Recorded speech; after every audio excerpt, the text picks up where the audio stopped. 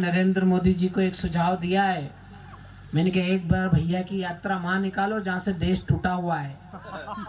बोले कहाँ से टूटा हुआ है? मैंने कहा दिल्ली से लाहौर। बोले उससे क्या होगा? मैंने कहा इससे पाकिस्तान समाप्त हो जाएगा। बोले इनकी यात्रा से पाकिस्तान कैसे समाप्त हो जाएगा? मैंने कहा जिसकी यात्रा से पूरी पार्टी समाप्त हो गई तो पाकिस्तान की औकात ही क्या है? आप भैया जी को तिलक लगा के दिल्ली से छोड़ो तो सही, पाकिस्तान खुद अफगानिस्तान में घुस जाएगा। मैं 4 पंक्तियां पढ़ रहा हूं। इस समय देश बहुत संकट में है। संकट ये नहीं कि इस देश में गैस की समस्या है, संकट ये भी नहीं कि इस देश में पेट्रोल डीजल कम मिल रहा है, संकट ये कि हमारे मन बहुत छोटे हो गए हैं। हम उन बलिदानियों के बलिदानों को भूलकर अपनी व्यक्तिगत निष्ठा में जीने लगे हैं। तब मैं ठाकुरगंज में खड़े होकर बड़ी ईमानदारी के साथ 4 पंक्ति पढ़ रहा हूं, और जो लोग विचार से मेरे साथ हो केवल उनकी तालियां चाहता हूं कि हिंदू हो तो हिंदू रहो, जय जय श्री राम कहो, मन की भावनाओं का सम्मान होना चाहिए, हो मुसलमान दो अजान गूंजे आसमान, वतन परस्ती का मिजान होना चाहिए, तो सिख पंथी हो तो गुरु ग्रंथ को करो प्रणाम। दूसरी पंक्ति पर अगर आप मेरे साथ हैं तो चौथी पंक्ति पर पूरा ठाकुरगंज मेरे साथ रहेगा, ये दावा मैं कर रहा हूँ। 4 पंक्तियां सुनाता हूँ कि हिंदू हो तो हिंदू रहो, जय जय श्री राम कहो, मन की भावनाओं का सम्मान होना चाहिए, हो मुसलमान दो अजान गूंजे आसमान, वतन परस्ती का मिजान होना चाहिए, वो सिख पंथी हो तो गुरु ग्रंथ को करो प्रणाम, श्री गोविंद सिंह सी राष्ट्रभक्ति शान होनी चाहिए, पर वतन की आन बान शान पे कोई आंच हो तो दिल में सबसे पहले हिंदुस्तान होना चाहिए, वतन की आन बान शान पे कोई आंच हो तो। 3 साल का बच्चा खड़े होके ताली बजा रहा है, ये है हिंदुस्तान, और ये पी चुका है पहले ही। और जिस दिन बिहारियों को गुस्सा आ गया और ये नंगे पैर पैदल अमेरिका की तरफ चल पड़ेंगे तो कुचल के मार डालेंगे उसको।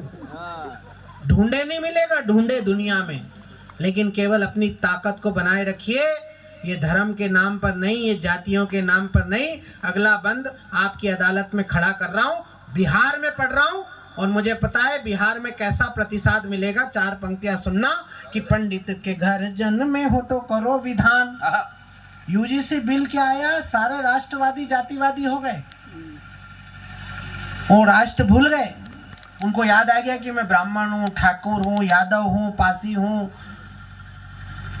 पिछड़ी जाति का हूँ, दलित हूँ, लेकिन मैं कवि हूँ, और कवि की क्या जिम्मेदारी है। 4 पंक्ति पढ़ रहा हूँ कि पंडित के घर जन्मे हो तो करो विधान, वेद और पुराण नई पीढ़ी को पढ़ाइए, पंडित के घर जन्मे हो तो करो विधान, वेद और पुराण नई पीढ़ी को पढ़ाइए, वैश्य क्षत्रिय बन लिए अवतार हो तो सिक्के खनकाइए, तलवारें चमकाइए, और पिछड़ों में जन्मे तो खुली लाटरी तुम्हारी। अगर ये लोग सोच लेते ये सब तो फांसी का फंदा चूमते क्या? पिछड़ों में जन्मे तो खुली लाटरी तुम्हारी, हर कुर्सी पे हक अपना जताइए, पर देश देवता की जाति तय करने लगो तो दिल में सबसे पहले हिंदुस्तान होना चाहिए, देश देवता की जाति तय करने लगो तो। गांधी के विचार वाली कांग्रेस चाहते हो शास्त्री पटेल इंदिरा को अपनाइए।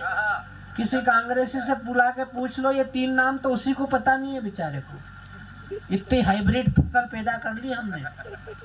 आज इस देश में लाल बहादुर शास्त्री की कोई चर्चा नहीं करना चाहता। वो तो कवि का धन्यवाद दूंगा जिसने सरदार पटेल को याद किया, वरना सरदार पटेल को उन्होंने याद नहीं किया जिन्होंने सरदार को 10 साल तक प्रधानमंत्री बनाए रखा। हमने तो तभी कहा था कि अगर इसी सरदार को प्रधानमंत्री बनाना था और सरदार को ही प्रधानमंत्री बनाना था तो ये निर्णय 1947 में लिया होता तो इस देश का नक्शा ही कुछ और हुआ। क्योंकि जंग घन घोर हुई, आजादी की भोर हुई, राष्ट्रवादी ध्वज लहराया था पटेल ने, जाति पंथ भाषा भेद भाव सब भूल कर एकता का बिगुल बजाया था पटेल ने। देश को बनाने का ये दावा करे कोई यहाँ, इस भारत को भारत बनाया था पटेल ने। और कुछ उन्मादी आनाकानी करने लगे तो कान को मरोड़ समझाया था पटेल ने कि पंडित के घर जन्मे हो तो करो विधान, वेद और पुराण नई पीढ़ी को पढ़ाइए।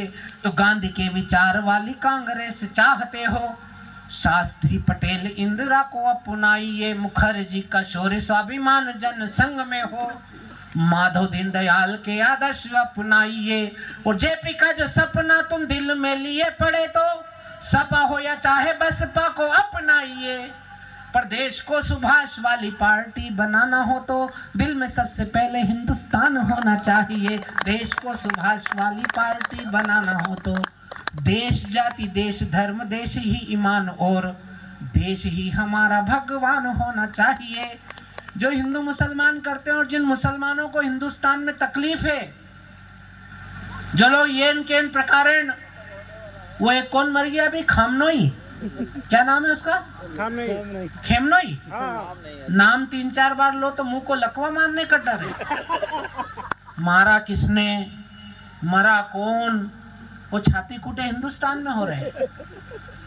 और जो लोग ईरान के मरे हुए किसी व्यक्ति के लिए भारत में शोक व्यक्त कर रहे हैं, उन्हें भूलना नहीं चाहिए कि इस देश का बंटवारा धर्म के नाम पर हुआ था 47 में।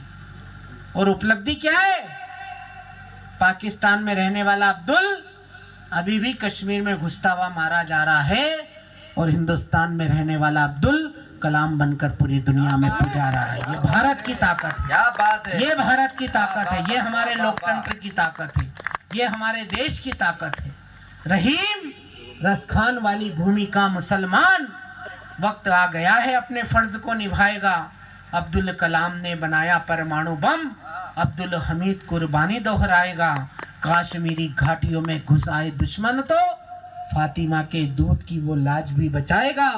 वतन परस्ती वाली सीख ले कुरान से, वो जिन्ना के विचारों को भी जिंदा दफनाएगा।